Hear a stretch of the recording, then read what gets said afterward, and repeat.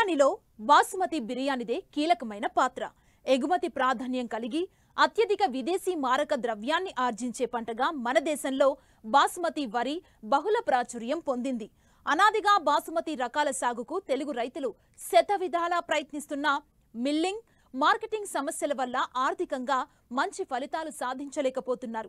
ఈ సమస్యల్ని దృష్టిలో పెట్టుకుని రాజేంద్రనగర్ వరి పరిశోధనా స్థానం శాస్త్రవేత్తలు పొడవు గింజ సువాసన రకాలతో పాటు మధ్యస్థ సైజు కలిగిన పొట్టిగింజ సువాసన రకాలను అభివృద్ధి చేశారు. ఖరీఫ్లో వీటి సాగు ద్వారా రైతులు అధిక దిగుబడితో పాటు మంచి ఆదాయాన్ని పొందొచ్చని శాస్త్రవేత్తలు సూచిస్తున్నారు.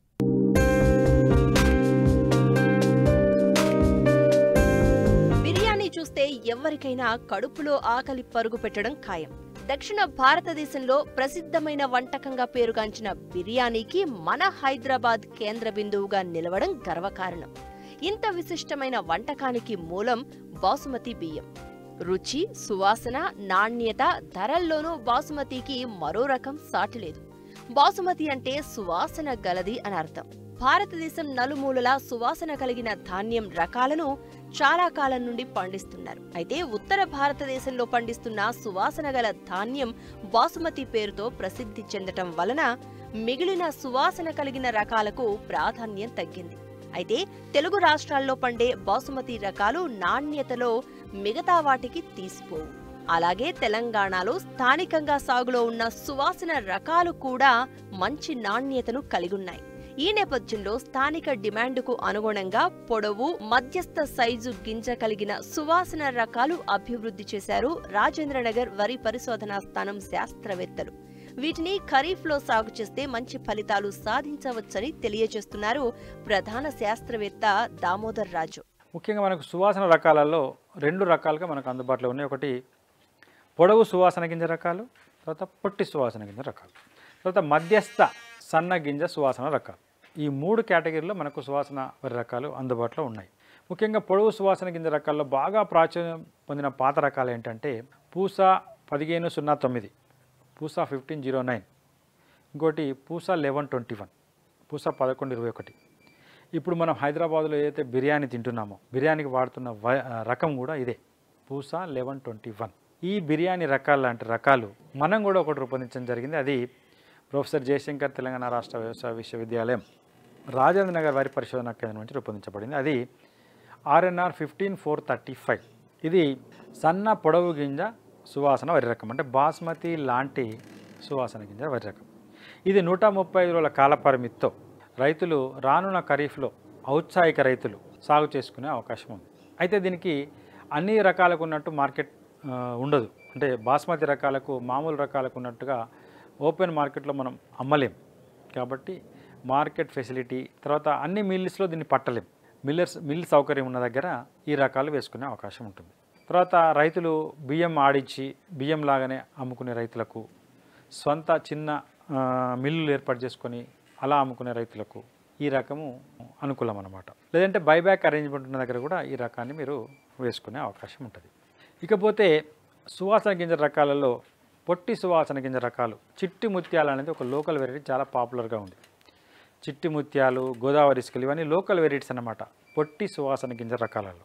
దానికి ప్రత్యామ్నాయంగా మీరు ఏమైనా రకాలు రూపొందించారా అని రైతులు అడుగుతున్నారు. దానికి ప్రత్యామ్నాయంగా మేము ఒక రకం రూపొందించడం జరిగింది. అది RNR 15459. చిట్టి ముత్యాల కన్నా గోదావరి ఇసుకల కన్నా ఎక్కువ దిగుబడి సామర్థ్యం కలిగి చిట్టి ముత్యాలను పోలి ఉంటాయి అన్నమాట. సువాసన, మంచి సువాసన కలిగిన రకాలు. ఈ రకాన్ని కూడా ఔత్సాహిక రైతులు కొద్ది మొత్తంలో ఈ రకాన్ని వేసుకునే అవకాశం ఉంది. దీనికి కూడా మార్కెట్ సౌకర్యం లేదు, అది రైతులు గమనించాలి. కాకపోతే మిల్లింగ్ ఏ మిల్లులోనే చేసుకోవచ్చు. తర్వాత సువాసన రకాల్లో మధ్యస్థ సువాసన గింజ వరి రకాలు ఏమైనా ఉన్నాయా, అంటే BPT లాంటి సువాసన గింజ వరి రకాలు ఏమైనా ఉన్నాయా అని రైతులు అడుగుతున్నారు. దానికి అనుగుణంగానే మేము BPT లాంటి రెండు సువాసన గింజ రకాలను రూపొందించడం జరిగింది. అంటే సాంబా మసూరి లాంటి, ముఖ్యంగా RNR 2465 సుగంధ సాంబా అనే పేరుతోని ఈ రకాన్ని రూపొందించడం జరిగింది. 135 రోజుల కాల పరిమితితో మధ్యస్థ సన్నగింజ రకంగా, అంటే BPTని సాంబా మసూరిని పోలి ఉన్న రకంగా ఈ రకం రూపొందించడం జరిగింది. దాదాపు సాంబా మసూరితో సమానంగా దిగుబడిస్తుంది. మంచి సువాసన కలిగి ఉంటాయి బియ్యం. ఈ రకాన్ని మనం లో కాస్ట్ బిర్యానీ, ముఖ్యంగా ఈ చైనీస్ ఫ్రైడ్ రైస్ సెంటర్లో వీటిని వాడడానికి అత్యంత అనుకూలంగా ఉంటాయి. హోటల్స్లో కూడా తక్కువ కాస్ట్లో బిర్యానీ అందజేయడానికి కూడా ఈ రకం బాగా ఉంటుంది. ఇది సుగంధ సాంబా RNR 2465. ఇదే కాకుండా ఇంకొక రకం కూడా మేము రూపొందించడం జరిగింది. అది శోభిని, మంచి అన్నం నాణ్యత కలిగిన సాంబా మసూరి లాంటి మధ్యస్థ సన్నగింజ రకమైన ఈ శోభిని మంచి సువాసన కలిగి ఉంటుంది. బియ్యం సాంబా మసూరిని పోలి ఉంటాయి. సాంబా మసూరి లాంటి అన్నం నాణ్యత కలిగి ఉంటుంది. కాబట్టి ఈ రకం కూడా మీరు రానున్న ఖరీఫ్లో వేసుకునే అవకాశం ఉంటుంది. దీనికి మిల్లింగ్ ప్రాబ్లం లేదు, ఎందుకంటే సాంబా మసూరిని పోలి ఉంటుంది కాబట్టి అన్ని మిల్స్లో కూడా మిల్ చేయొచ్చు. మార్కెటింగే దీనికి సమస్యగా ఉంటుంది, ఎందుకంటే సెంటెడ్ కాబట్టి అన్ని వరి రకాలు వెళ్ళినట్టు ఇది మార్కెట్లో కొనరు. బియ్యం కూడా సెంటెడ్ రైస్ సెగ్మెంటే వేరే ఉంటుందన్నమాట. అంటే ఈ సువాసన వరి రకాల సెగ్మెంట్ వేరే కాబట్టి జనరల్ రైస్ అమ్మినట్టు దీన్ని అమ్మలేం, అది మనము గమనించాలి. ముఖ్యంగా ఈ 2354 శోభిని అనే రకాన్ని కూడా రానున్న ఖరీఫ్లో మీరు ఎంచుకొని సాగు చేసుకోవచ్చు మార్కెటింగ్ చేయగలిగితే. ఇది కూడా మనకు ఈ లో కాస్ట్ బిర్యానీ, ముఖ్యంగా ఈ చైనీస్ ఫ్రైడ్ రైస్ సెంటర్స్ కానీ లేదంటే మామూలు హోటల్స్లో కానీ తక్కువ కాస్ట్లో బిర్యానీ చేయడానికి ఈ రకాన్ని ఉపయోగించుకోవచ్చు. ఇంట్లో కూడా మనం దీన్ని సువాసన వరి రకంగా వాడుకోవచ్చు రెగ్యులర్గా. కాబట్టి ఈ 4 రకాల సువాసన రకాలు కూడా 135 రోజుల కాల పరిమితి కలిగి ఉంటాయి అన్నమాట. అంటే మధ్యకాలిక రకాలు.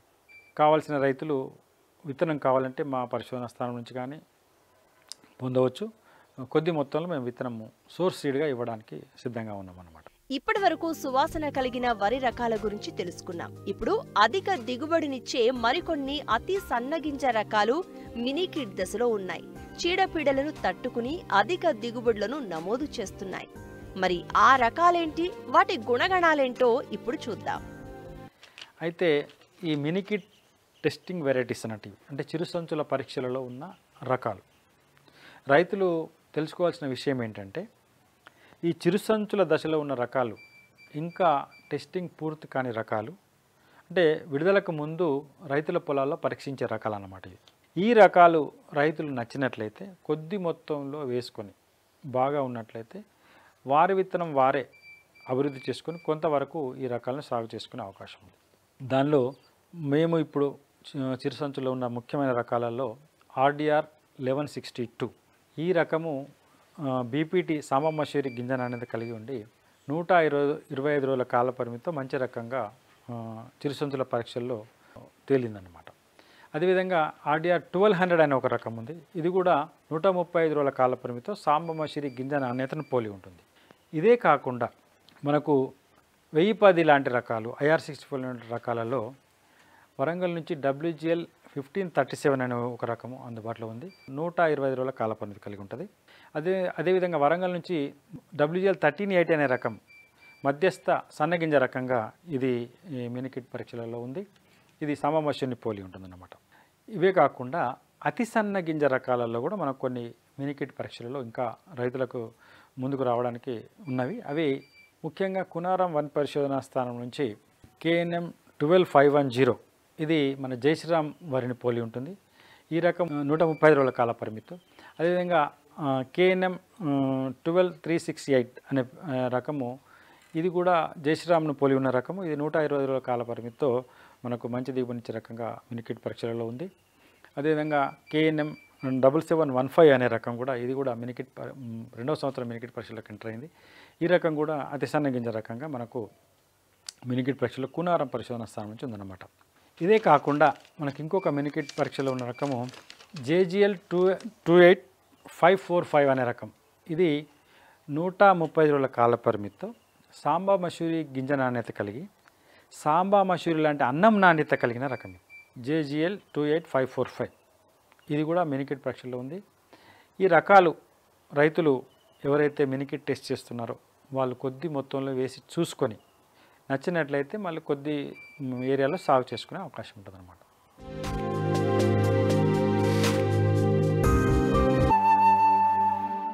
మొక్కజొన్న మంచి ఆదాయాన్నిచ్చే పంటగా రైతుల ఆదరణ పొందుతోంది. తక్కువ పంట కాలం, దిగుబడి ఎక్కువగా వస్తుండటంతో చాలా మంది రైతులు ఈ పంట సాగుకు మొగ్గు చూపుతున్నారు. ప్రస్తుతం తెలుగు రాష్ట్రాల్లోని రైతులు వేసుకోవాల్సిన మధ్య స్వల్పకాలిక రకాల గురించి తెలియజేస్తున్నారు రాజేంద్రనగర్ మొక్కజొన్న పరిశోధనా స్థానం ప్రధాన శాస్త్రవేత్త డాక్టర్ నగేష్ కుమార్. మరి ఆ వివరాలేంటో ఇప్పుడు చూద్దాం.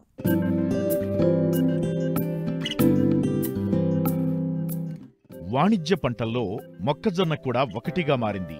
ఆహారంగానే కాక దాణా రూపంలోనూ, పశువులకు మేతగాను, వివిధ పరిశ్రమల్లో ముడిసరుకుగాను ఉపయోగించడం జరుగుతోంది. వర్షపాతం ఆధారంగా సాగునీటి కింద మొక్కజొన్నను విత్తుతున్నారు. అయితే ఏటా జూన్ మొదటి వారంలోనే వర్షాలు పడుతుంటాయి. వర్షం పడిన వెంటనే మొక్కజొన్నను రైతులు సాగు చేస్తుంటారు. జూన్ మొదటి వారంలో అయితే దీర్ఘకాలిక రకాలను సాగు చేసుకోవచ్చు.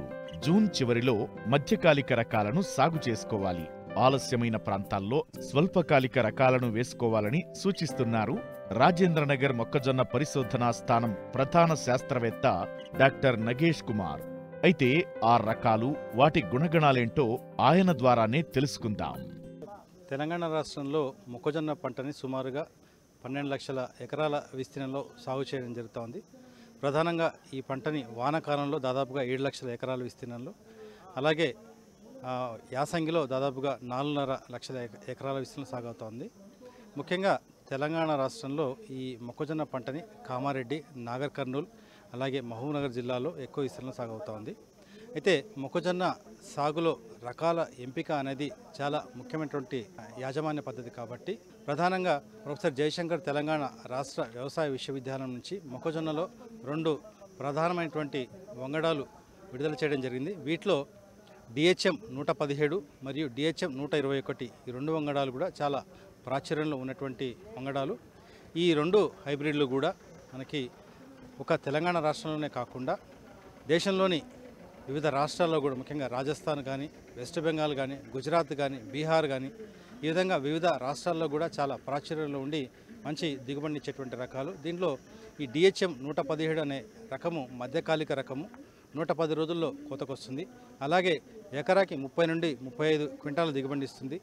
ఎండు తెగులు మరియు ఆకుమాడు తెగులు రెండింటిని కూడా పూర్తిగా తట్టుకునేటువంటి రకము. ప్రధానంగా ఈ హైబ్రిడ్ అనేది ఎక్కువ దిగుబడిని ఇచ్చడంతో పాటు పంట ఎప్పుడైతే కోతకొస్తుందో ఆ సమయంలో కూడా పూర్తిగా పచ్చదనం కలిగి ఉంటుంది. కాబట్టి కేవలం దిగుబడే కాకుండా ఈ రకాన్ని పశుగ్రాసం కూడా, పంట కోసే సమయంలో పశుగ్రాసం కూడా తీసుకోవడానికి అవకాశం ఉంటుంది. కాబట్టి మన రాష్ట్రానికి ఇది ఒక మంచి, ఈ DHM 117 అనేది ఒక మంచి అనుకూలమైనటువంటి హైబ్రిడ్గా చెప్పవచ్చు. అలాగే DHM 121 అనే మరొక హైబ్రిడ్ను కూడా ఈ ప్రొఫెసర్ జయశంకర్ తెలంగాణ వ్యవసాయ విశ్వవిద్యాలయం మొక్కజొన్న పరిశోధన కేంద్రం నుంచి 2012 సంవత్సరంలో విడుదల చేయడం జరిగింది. ఇది కూడా ఒక మంచి దిగుబడి ఇచ్చేటువంటి హైబ్రిడ్ వంగడము. ఇది ఎకరాకి 30 నుండి 35 క్వింటాల దిగుబడి ఇస్తుంది.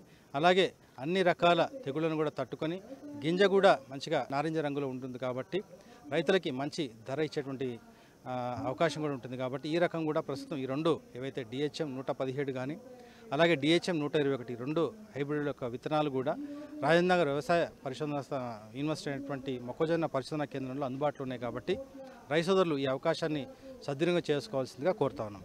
అలాగే వీటితో పాటు ప్రత్యేక మొక్కజొన్న రకాలు కూడా, వీటిలో తీపి మొక్కజొన్న కావచ్చు, అలాగే పేలాల మొక్కజొన్న కావచ్చు, ఈ 2 రకాలు కూడా, వీటిలో మాధురి అనే తీపి మొక్కజొన్న రకము, అలాగే పేలాల మొక్కజొన్నలో BPCH 6 ఈ 2 యొక్క విత్తనాలు కూడా ప్రస్తుతం అందుబాటులో ఉన్నాయి. కాబట్టి ముఖ్యంగా ఎక్కడైతే రైతు సోదరులు పట్టణ ప్రాంతాల్లో సాగు చేస్తున్నారో ఆ పరిస్థితుల్లో ఈ ప్రత్యేక మొక్కజొన్న రకాల యొక్క విత్తనాలు కూడా ఎన్నుకొని మంచి దిగుబడులు తీసుకుని అదేవిధంగా అధిక నికరాదాయాన్ని పొందడానికి అవకాశం ఉంటుంది. కాబట్టి ఈ విధంగా ప్రత్యేక మొక్కజొన్న రకాల విత్తనాలు కూడా రైతు సోదరులు ఈ మొక్కజొన్న పరిశోధన కేంద్రం రాజేంద్ర నుంచి తీసుకోవాల్సిందిగా కోరుతా ఉన్నాం.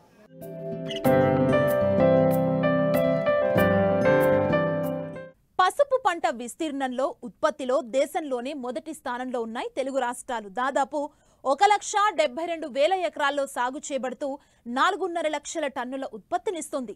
ఒక్క నిజామాబాద్ జిల్లాలోనే 30,000 ఎకరాలకు పైగా సాగులో ఉండటం విశేషం. గత 3 సంవత్సరాలుగా పసుపుకు గిట్టుబాటు ధర లేకపోవడంతో సాగులో రైతులు ఆశించిన ఫలితాలు సాధించలేకపోయారు. ప్రస్తుతం ఖరీఫ్ సీజన్కు అనుగుణంగా పసుపు నాటేందుకు రైతులు సిద్ధమవుతున్నారు. ముఖ్యంగా రకాల ఎంపిక, సాగులో పెట్టుబడుల భారాన్ని తగ్గించుకొని అధిక దిగుబడులు ఏ విధంగా తీయొచ్చో తెలియజేస్తున్నారు నిజామాబాద్ జిల్లా కమ్మర్పల్లి పసుపు పరిశోధనా స్థానం శాస్త్రవేత్త డాక్టర్ మహేందర్.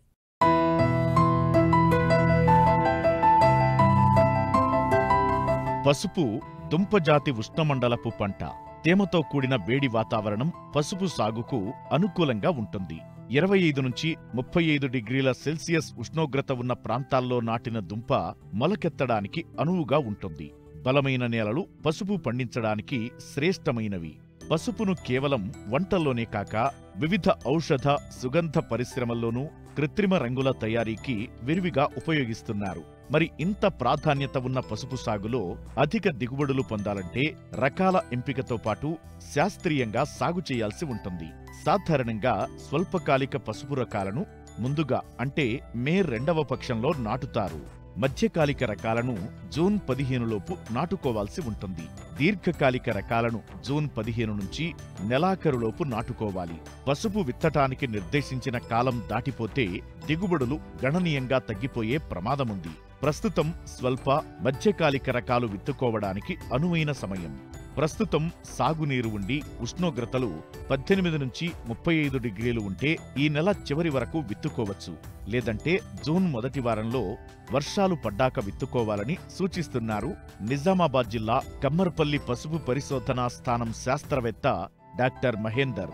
ఇప్పుడు మనకు తెలంగాణలో సాగు చేసే రకాలు చూసినట్టయితే ACC 48 రకం చాలామంది సాగు చేస్తున్నారు. అది కూడా మంచి దిగుబడి కూడా బాగా వస్తుంది. కురుకుమిని కూడా 6 to 7 వస్తుంది. పచ్చి పసుపు అయితే 120 నుంచి 150 క్వింటాల వరకు పచ్చి పసుపు వస్తుంది. రైస్ కూడా బాగా మంది సాగు చేస్తున్నారు. ఇది కేరళ రకం. అదేవిధంగా చూసినట్టయితే ACC 79 ఇది కూడా కేరళ రకము. మన చాలామంది తెలంగాణ రైతులు ముఖ్యంగా నిజామాబాద్ రైతులు చాలామంది కూడా ACC 79 రకము విపరీతంగా వేస్తున్నారు. మంచి దిగుబడి వస్తుంది. కురుకుమి నుంచి 6 నుంచి 7% ఉంటుంది. దిగుబడి కూడా మంచిగా వస్తుంది. ఎండిన పసుపు అయితే హెక్టార్కి అయితే 6 నుంచి 8 టన్స్ వరకు వస్తుంది. పచ్చి పసుపు అయితే 120 నుంచి 150 క్వింటాల పచ్చి పసుపు వస్తుంది అన్నట్టు. ఇకపోతే మనకు రాజేంద్ర సోనియా, రాజేంద్ర సోనాలి ఇవి కూడా మండ చాలా లావుగా ఉంటుంది. మంచి పసుపు చాలా ఆకర్షణీయంగా ఉంటుంది. మంచి దిగుబడి కూడా వస్తుంది. కురుకుమిని కూడా 5 నుంచి 6% వరకు కురుకుమిని ఉంటుంది. ఇకపోతే రికవరీ శాతం మాత్రం 15 నుంచి 18% ఉంది. బట్ తెలంగాణకి చాలా అనువైన రకం, మంచి రకము. ఇది చాలామంది రైతు సోదరులు కూడా మనం సాగు చేస్తున్నారు. మా పరిశోధన స్థానం నుంచి దుగ్గిరాల రెడ్డి అనే రకము, ఇంకా మన పసుపు రకాలు మన నుంచి విడుదలైన రకాలు రంగుకు చాలా బాగుంటుంది. వంటలో ఉపయోగించడానికి, దేశవాళీ ఉపయోగించడానికి చాలా అనుకూలమైన రకాలు. అదేవిధంగా ఈ మధ్య కాలంలో NDH వెరైటీస్ కొన్ని NDH 11, NDH 9, NDH 8 రకాలు కూడా చాలా మనకు అనుకూలంగా ఉన్నాయి. ఆ రకాలు కూడా మేము సాగు చేస్తున్నాము. చాలామంది రైతు సోదరులు కూడా ఒక్కొక్కరు ఇమ్యూనిటీస్ లాగా 50 కిలోలు ఇచ్చాము. పసుపులో చూస్తున్నట్టయితే మనకు విత్తనం ఖర్చు ఎక్కువ ఉంటుంది. మనం చూసినట్టయితే ఒక ఎకరాకు 10 క్వింటాలు విత్తనం అవసరం ఉంటుంది. కాబట్టి రైతు సోదరులు విత్తనాన్ని మనము మోతాదును తగ్గించాలి. మనకు విత్తనము తగ్గించాలని దాన్ని మనము ముక్కలు కత్తిరించాలి. అంటే 2 కనుపులు వచ్చే విధంగా 3 ఇంచుల తొమ్ముగా 10-15 గ్రాములు వచ్చే విధంగా ముక్కలు కత్తిరించుకొని వాటి విత్తన శుద్ధి చేసి మనం విత్తుకున్నట్టయితే దానివల్ల మనకు 5 క్వింటాల విత్తనంతోనే సరిపోతుంది. ఇకపోతే నాటు పద్ధతి చూసినట్టయితే బెడ్ సిస్టంలో 3 వరుసలు కానీ 4 వరుసలు వేస్తే అధిక దిగుబడి వస్తుందని తేలింది. ఋతుపవనాలతో మంచి వాన పడిన తర్వాతనే పసుపు విత్తుకోండి. మొక్క బ్రహ్మాండంగా మొలకెత్తే అవకాశం ఉంటుంది. జూన్ నుంచి జూలై నెలాఖరు వరకు కూడా విత్తుకోవచ్చు. కానీ జూన్ మాసంలో నాటిన పసుపు అధిక దిగుబడి వస్తుంది. జూలైలో నాటిన పసుపు దిగుబడి తగ్గుతుంది. సాధారణంగా రైతులు ఎకరాకు 10 క్వింటాళ్ల వరకు విత్తనాన్ని వాడుతుంటారు. బలమైన పసుపు కొమ్ములు ఏపుగా పెరుగుతాయన్న నమ్మకంతో పెద్ద కొమ్ములను నాటడానికి ఉపయోగిస్తుండడం వల్ల విత్తనం ఎక్కువ కావాల్సి వస్తుంది. అలా కాకుండా పెద్ద కొమ్ములను కణుపుల వద్ద ముక్కలుగా కోసి ముచ్చెలను బోదెలపై విత్తుకోవాలి. తద్వారా ఎకరాకి 5 క్వింటాళ్ల వరకు విత్తనంపై పెట్టే ఖర్చు తగ్గుతుంది. అంతేకాదు దుక్కిలోనే శాస్త్రవేత్తలు చెప్పిన విధంగా ఎరువులను వేయాలి.